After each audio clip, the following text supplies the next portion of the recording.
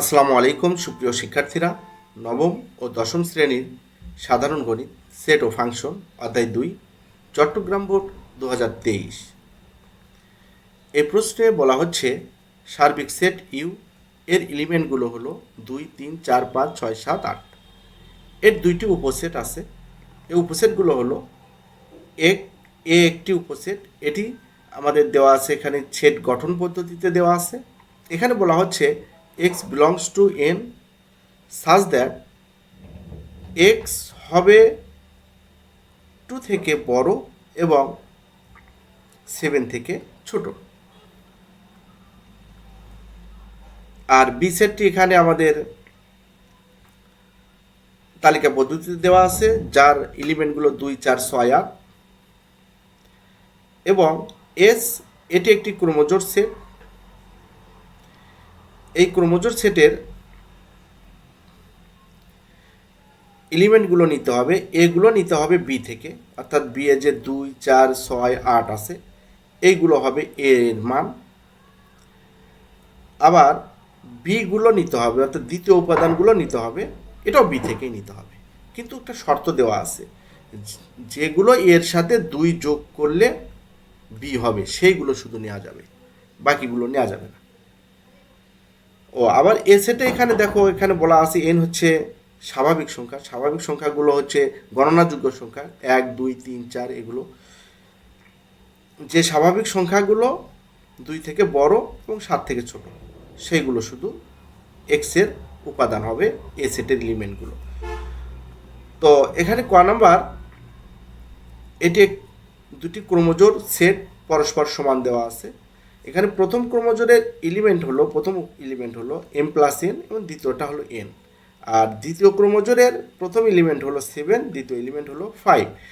এরা পরস্পর সমান হলে ক্রোমোজোরের শর্ত অনুসারে আমরা এটা সমান এটা লিখতে পারি, এটা সমান এটা লিখতে পারি।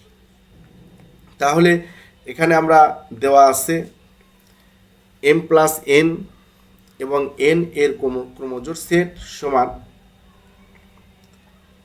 7, 5 আরেকটি ক্রোমোজোর। তো ক্রোমোজোরের শর্ত অনুসারে আমরা জানি যে এই m প্লাস n অর্থাৎ প্রথম উপাদান আর এখানকার 7 হচ্ছে প্রথম উপাদান, এরা পরস্পর সমান হবে, অর্থাৎ m প্লাস n ইকুয়াল 7। এটাকে আমরা 1 নাম্বার সমীকরণ ধরলাম। এবং দ্বিতীয় এলিমেন্ট আছে n, এটা দ্বিতীয়টা আছে 5, তাহলে আমরা n ইকুয়াল লিখতে পারবো 5। এখন n এর মান অর্থাৎ n ইকুয়াল 5, এটা যদি আমরা 1 নং সমীকরণে এখানে বসিয়ে দিই তাহলে m এর মান কি হবে?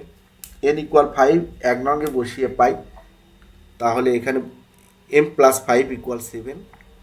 উভয় পক্ষ থেকে -5 করলে, অর্থাৎ এখান থেকে যদি -5 করি, এখান থেকেও -5 করি, এই 5 কেটে যায়, তাহলে 7 থেকে 5 মাইনাস করলে থাকবে হচ্ছে 2, অর্থাৎ m এর মান 2, n এর মান 5। অতএব m n ক্রোমোজোর হলো 2, 5। এর পরের প্রশ্নটি হলো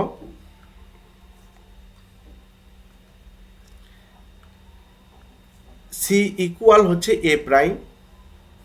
c ইকুয়াল a প্রাইম হলে পাওয়ার অফ c নির্ণয় করে দেখাও যে পাওয়ার অফ c এর উপাদান সংখ্যা টু দি পাওয়ার n কে সমর্থন করে। অর্থাৎ c এর উপাদান যদি একটি হয় তাহলে পাওয়ার অফ c এর উপাদান টু দি পাওয়ার 1 দুটি হবে। যদি c এর উপাদান যদি দুটি হয় তাহলে পাওয়ার অফ c হবে 4টি। যদি c এর উপাদান 3টি হয় তাহলে পাওয়ার অফ c হবে 2 এর উপর কিউব হলে হয় হচ্ছে 8, এই রকম আর কি। তাহলে আমরা এটার জন্য প্রথম আমরা আমাদের এ সেট আছে, এ সেটকে আগে প্রথম তালিকা পদ্ধতিতে আমরা নির্ণয় করব, তারপরে সেটার পূরক নির্ণয় করব, তাহলে সি নির্ণয় হবে। তারপরে সেই সি সেটকে আমরা পাওয়ার সেট তৈরি করব, সি সেট থেকে পাওয়ার সেট তৈরি করব। তো দেখো এ সেটে কি বলা হচ্ছে, দেওয়া আছে এ set x belongs to n such that 2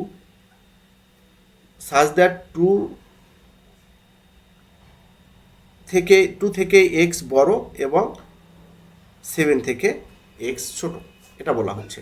তাহলে এখানে স্বাভাবিক সংখ্যাগুলো কি? স্বাভাবিক সংখ্যাগুলো হচ্ছে এন হচ্ছে 1 2 3 4 5 6 7 এবং চলতে থাকবে, গণনাযোগ্য সকল সংখ্যা। তাহলে এগুলো 2 থেকে বড় কি? 2 থেকে বড় 3 4 5, আবার 7 থেকে ছোট 6। এই 3 4 5 6 এটি হবে এ সেটের এলিমেন্ট। 3 4 5 6 এটি এ সেটের এলিমেন্ট। এখন এ সেটের পূরক নির্ণয় করতে হবে। এ সেটের পূরক হচ্ছে সার্বিক সেট ইউ থেকে এ সেটের এলিমেন্টগুলো বাদ, তাহলে পূরক সেট নির্ণয় হবে। তাহলে আমাদের সার্বিক সেট ইউ কি দেয়া আছে? সার্বিক সেট ইউ দেয়া আছে 2 3 4 5 6 7 8। এখন সি ইকুয়াল হচ্ছে, বলা হচ্ছে সি ইকুয়াল এ পূরক। এ পূরক অর্থ হচ্ছে ইউ বাদ এ। তাহলে আমরা লিখব অতএব সি ইকুয়াল এ পূরক, অর্থাৎ ইউ বাদ এ। এখন ইউ সেটের এলিমেন্টগুলো কি? 2 থেকে 8 পর্যন্ত, আর এ সেটের এলিমেন্টগুলো হলো 3 4 5 6 আমরা এইমাত্র নির্ণয় করলাম। আর এটা হচ্ছে বাদ সেট। বাদ সেটের শর্ত হচ্ছে যে এই যে এ সেটের সকল উপাদান বাদ, এবং এ সেটের সাথে ইউ সার্বিক সেটের যেগুলো কমন আছে, সাধারণ উপাদান আছে, সেগুলো বাদ। মানে 2 বাদ যাবে, এই 4ও বাদ যাবে, এই 5ও বাদ যাবে, এই 6ও বাদ যাবে। তার মানে এই সেটের সাথে যেগুলো কমন আছে এগুলো বাদ। তাহলে থাকে কি? থাকে হচ্ছে সি এর উপাদান 2 7 8। এখন এটার আমরা পাওয়ার সেট নির্ণয় করব। এটার পাওয়ার সেট হচ্ছে এগুলোকে আমরা অনন্য কতভাবে সাজাতে পারি। তাহলে আমরা এটাকে আমরা আলাদা করতে পারি। 2 একটি, আমরা পাওয়ার সেটগুলো করি পাওয়ার অফ সি। তাহলে পাওয়ার অফ সি একটা হবে 2, তারপরে হবে 7, তারপরে 8, তারপর 2 এর সাথে হবে 7, 2 এর সাথে 8, আবার 7 এর সাথে 8, আবার 2 7 8। আবার বলি 2 7 8, আলাদা করে 3টা আমরা লিখে নিব। 2 7 8, তারপরে 2 7 এক জোড়া হবে, এটা একটা উপসেট হবে। আবার 2 এর সাথে 8 এর আরেকটি হবে, আবার 7 এর সাথে 8 এর একটি হবে।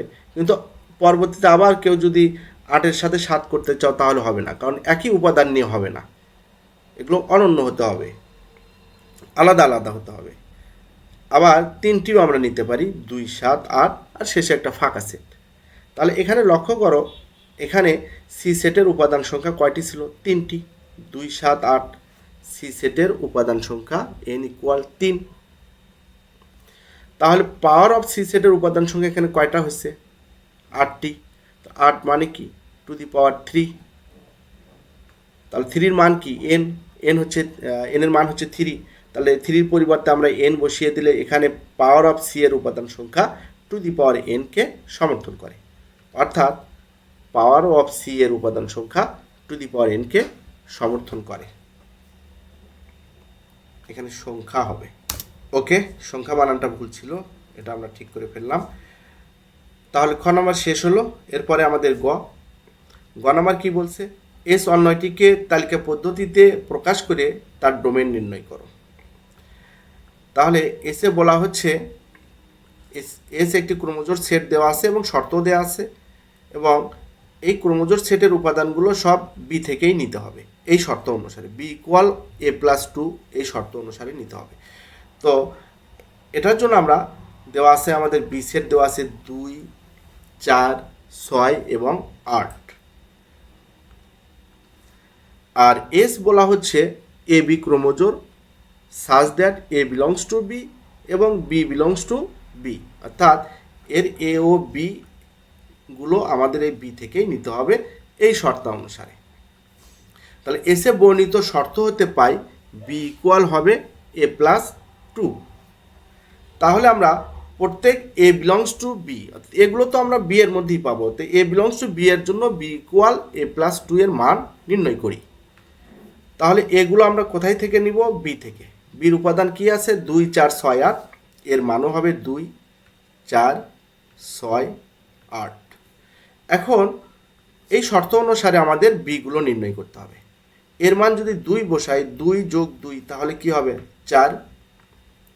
আবার এর মান যদি আমরা 4 বসাই, 4 + 2 কি হবে? 6। আবার এর মান যদি আমরা 6 বসাই, এখানে 6 যোগ 2 কী হবে 8, আবার এখানে এর মান আছে 8, এর মান 8 বসাইলে 8 যোগ 2 হবে 10। এখন এখানে লক্ষ্য করো, বলা হচ্ছে এও থাকতে হবে বি এর মধ্যে, বিগুলোও থাকতে হবে বি এর মধ্যে। কিন্তু বি এর উপাদানগুলো লক্ষ্য করো, 4 আছে বি এর মধ্যে, ঠিক আছে, 6 আছে বি এর মধ্যে, ঠিক আছে, 8 আছে বি এর মধ্যে, এটাও ঠিক আছে, কিন্তু 10 কিন্তু বি এর মধ্যে নাই। এই 10 কিন্তু বি এর মধ্যে নাই, তার মানে 10 চলবে না, কারণ শর্তে বলা হচ্ছে এই বি এর উপাদানগুলো, এই যে বড় হাতের যে বি, এটা থেকেই নিতে হবে। তো 10 নাই, তো ক্রোমোজোরের যদি একটা উপাদান, এই দুটা মিলে একটা ক্রোমোজোর হয়, এর যদি একটা উপাদান যদি শর্ত পূরণ না করে, তাহলে এই ক্রোমোজোরটাও এস এর মধ্যে থাকতে পারবে না, এর সেটের মধ্যে থাকতে পারবে না। তাহলে এখানে লিখবো আমরা, যেহেতু 10 is not belongs to b, তাই এই 10 এই ক্রোমোজোরটি এস এর মধ্যে থাকবে না, এই 10 is not belongs two S.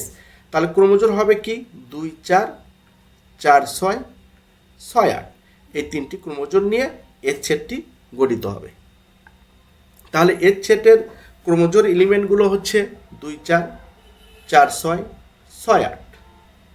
এখন ডোমেন, এই ক্রোমোজোরগুলোর প্রথম এলিমেন্টগুলোকে ডোমেন বলে। এই প্রথম এলিমেন্ট আছে 2 4 আর 6, এগুলোই হচ্ছে এস ক্রোমোজোর সেটের ডোমেন। ওকে, এটি আমাদের প্রশ্নে বলা হচ্ছিল, এস সেটটিকে তালিকা পদ্ধতিতে প্রকাশ করো এবং তার ডোমেন নির্ণয় করো। তো আমি তালিকা পদ্ধতিতে প্রকাশ করেছি এবং তার ডোমেনও নির্ণয় করেছি।